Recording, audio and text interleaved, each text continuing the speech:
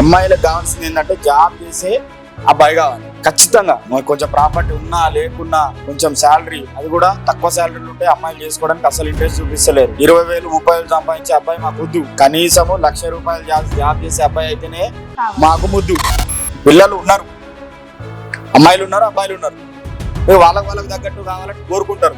కోరుకున్నట్లు తప్పలేదు, కానీ కోరుకునే పర్సెంటేజ్ ఎక్కువ అయిపోయేసరికి అతి కోరికలు అయ్యి ఆ పెళ్లిళ్ళని అట్లనే కాకుండా ఉండిపోతున్నారు. లేట్ మ్యారేజ్లు అయిపోయిన తర్వాత ఏముంటదమ్మా, ఫ్రీ బస్ పెట్టిన కాడికి చూస్తున్నారో లేదో మొత్తం అమ్మాయిలు ఏడ తక్కువ చెప్పండి సార్. ఇప్పుడున్న పరిస్థితులలో కొన్ని క్యాస్ట్లలో అసలు అమ్మాయిలు లేరు, చాలా తక్కువ ఉన్నారు అని అంటున్నారు కదా, అది అసలు ఎంతవరకు నిజమంటారు? నేనైతే దాన్ని పెద్దగా పరిగణలోకి తీసుకోను. ఎందుకోసం అంటే, ఉదాహరణకు ఫ్రీ బస్సు పెట్టిన కాడికి వెళ్ళి మీరు చూస్తున్నారో లేదో మొత్తం అమ్మాయిలు ఏడ తక్కువ చెప్పండి. కనిపిస్తుంది కదా, అమ్మాయిలు చాలా మంది ఉన్నారు. కానీ విషయం ఏంటంటే, అమ్మాయిలు లేక కాదు, అమ్మాయిల కోరికలు, అమ్మాయిలు ఎడ్యుకేటెడ్ అయిన చదువుకుంటున్నారు, జాబులు చేస్తున్నారు. కాబట్టి ఈ మగపిల్లలు ఏం చేసిండ్రు అని అంటే బిజినెస్ల మీద పడ్డారు. ఆ బిజినెస్లు చేసి వాళ్ళు బిజినెస్ లో సంపాదిద్దామనే ఆలోచనలో పోయి జాబులు చేయకపోతే ఈ అమ్మాయిలు ఇంట్రెస్ట్ చూపిస్తలేరు. అమ్మాయిలకు కావాల్సింది ఏంటంటే జాబ్ చేసే అబ్బాయి కావాలి ఖచ్చితంగా. కొంచెం ప్రాపర్టీ ఉన్నా లేకున్నా కొంచెం శాలరీ, అది కూడా తక్కువ శాలరీలు ఉంటే అమ్మాయిలు చేసుకోవడానికి అసలు ఇంట్రెస్ట్ చూపిస్తలేరు. 20,000 30,000 సంపాదించే అబ్బాయి మాకు వద్దు. కనీసము ₹1,00,000 జాబ్ చేసే అబ్బాయి అయితేనే మాకు ముద్దు. ఇది పరిస్థితి. ఇంకా వీళ్ళు ఆలోచనలనే పూర్తిగా మారిపోయినాయి. లవ్ మ్యారేజ్లు, ఇంకా కొన్ని కులాలలో కొంచెం వెల్ సెటిల్డ్ ఉన్న అబ్బాయి కావాలని చెప్పేసి ఇంటర్ క్యాస్ట్కి వెళ్ళిపోవడము, కొన్ని కులాలలో లేట్ మ్యారేజ్లు, చేద్దాంలే చూద్దాంలే అనే ఆలోచనలు పెరిగిపోయి ఇక్కడ పెళ్లిళ్ళు అనేవి లేట్ అవుతున్నాయి. అమ్మాయిలు కూడా చేసుకుంటలేరు. ఇంతకుముందు ఏంటంటే పాతకాలంలో అమ్మాయి ఉన్నది అని చెప్తే, సపోజ్ ఇప్పుడు సీను ఉన్నాడు అనుకో, సీను ఫలానా రమేష్ ఇంటికో అని ఒక XYZ అబ్బాయికి చెప్పిండు. సీను పంపించిండు అని చెప్పేసి రమేష్ అని ఆయన, అరే మా దోస్తు మంచోడే, ఆయన పంపించాడు కదా అని అమ్మాయిని చూపించి అమ్మాయికి నచ్చకపోయినా పెళ్లి చేసేటోళ్ళు. ఇవాళ ఎట్లయిపోయిందంటే ఒక అమ్మాయి కనీసం 50 మందిని చూస్తున్నది. అంటే నేను ఎవరిని తప్పు పడతలేను ఇక్కడ, చూడడం తప్పు కాదు, చూస్తూ పోతున్నారు సంబంధాలు.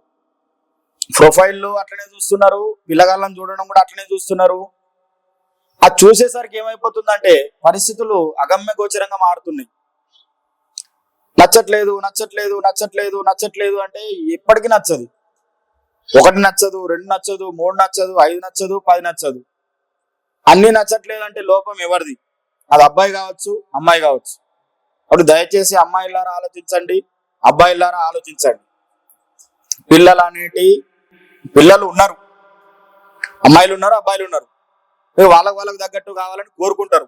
ఆ కోరుకున్నట్లు తప్పలేదు, కానీ కోరుకునే పర్సెంటేజ్ ఎక్కువ అయిపోయేసరికి అతి కోరికలు అయ్యి ఆ పెళ్లిళ్ళని అట్లనే కాకుండా ఉండిపోతున్నారు.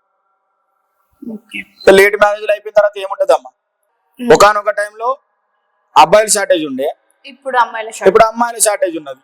అబ్బాయి పుట్టిండు అని అంటే అమ్మాయి ఆడొక దగ్గర పుట్టి ఉంటది ఆ పిల్లగాడి కోసం. కాబట్టి వెతకాలి, మాలాంటి వాళ్ళ దగ్గరికి రావాలి. మేము కూడా ప్రయత్నం చేస్తాము.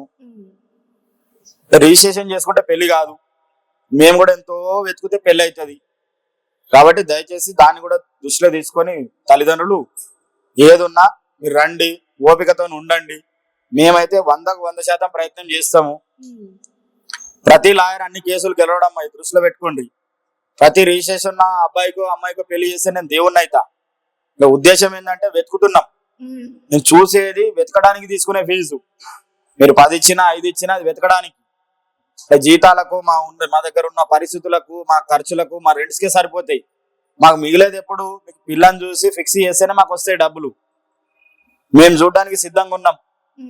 మేము ఎంతో కొంత సుగమం చేస్తాం ఆ పరిస్థితులను.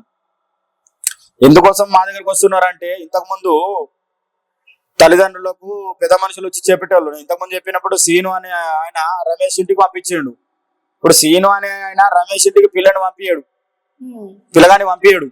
ఎందుకు పంపించడంటే ఈ తలనొప్పి నాకెందుకు, అవును. మంచిగా అయితే మంచిగా అయిందంటారు, ఏమన్నా అయితే ఇబ్బంది పడుతున్నారు, దాన్ని తిట్టుకుంటున్నారు మధ్యవర్తిని. కాబట్టి ఇవన్నీ నాకు అనవసరం అనే ఆలోచనలకు ప్రతి పెద్ద మనిషి వచ్చేసాడు. ఇక మ్యారేజ్ బ్యూరోలు పెరిగిపోతున్నాయి. మరి పెరగడానికి కారణం ఎవరు అని అంటే అమ్మాయి తల్లిదండ్రులు, అబ్బాయి తల్లిదండ్రులు. ఈ కోకర్లలో అవుతున్నాయి. పనికి వచ్చినోడు పనికి రానోడు అందరు మ్యారేజ్ బ్యూరోని పెడతారు. ఇట్లాంటి పరిస్థితులు ఉన్నాయి. సరే, ఏదైనా వాళ్ళు చేసేది మంచి పనే, కానీ వాళ్ళకి అనుభవం లేక తప్పులు చేస్తున్నారు. గొప్పలు చెప్తారు, అబ్బాయి గురించి గొప్పలు చెప్తారు, అమ్మాయి గురించి గొప్పలు చెప్తారు. ఇక్కడ కావాల్సింది గొప్పలు కాదు కదా, నిజాలు. అందుకోసం ఏంటంటే మనము ఒక పెళ్లి చేస్తున్నామంటే మన అమ్మాయిదైనా అబ్బాయి అయినా సరైన మధ్యవర్తిని కూడా ఎంచుకోవాలి. ఇష్టం వచ్చినట్టు ఎవరికంటే వాళ్ళకు మన ప్రొఫైల్ ఇచ్చేసి వాళ్ళు ఏం చేస్తున్నారో, వాళ్ళు దాన్ని ఎంత మిస్ చేస్తున్నారో, మిస్యూజ్ చేసే వాళ్ళు కూడా ఉన్నారు. అంటే ట్రస్టెడ్ బ్యూరో ఉంటేనే నమ్మండి, వెళ్ళండి. అప్పుడు మీకు అమ్మాయిలు ఖచ్చితంగా దొరుకుతారు. వాళ్ళు వెతుకుతారు, వాళ్ళ డ్యూటీ అది కాబట్టి ఖచ్చితంగా వాళ్ళ దగ్గర వాళ్ళు ఏదో విధంగా ప్రయత్నం అయితే చేస్తారు కదా. డబ్బులు పోయినా పర్వాలేదు, కానీ జీవితాలకు సంబంధించి కాబట్టి దాన్ని ముందు ఆలోచనతోని ముందు చూపుతోని సరైన నిర్ణయం తీసుకోవాలి తల్లిదండ్రులు కూడా. అమ్మాయి తల్లిదండ్రులు కావచ్చు, అబ్బాయి తల్లిదండ్రులు కావచ్చు. ఇష్టమైన నిర్ణయం, ఇష్టం వచ్చిన నిర్ణయాలు తీసుకుంటే చెడిపోయేది మీరే. ఏందమ్మా, అమ్మాయిలు ఉన్నారు, బాధపడేది ఏం లేదు. ఓ మస్తు ఉన్నారు అమ్మాయిలు, లేకేం లేరు, ఉన్నారు. కోరికలు ఉండుట్లా ఇబ్బందులు అవుతున్నాయి. మరి ముందే మీరు మీ అబ్బాయిను అమ్మాయిని మంచిగా చదివించుంటే మంచి అమ్మాయి మంచి అబ్బాయి దొరుకుతారు. చదివించలేదు కాబట్టి ఇట్లాంటి పరిస్థితులు ఫేస్ చేస్తున్నాం. అంతే తప్ప అమ్మాయి లేక కాదు, అబ్బాయి లేక కాదు. ఓకేనా? డౌట్ తీరిందమ్మా? రైట్.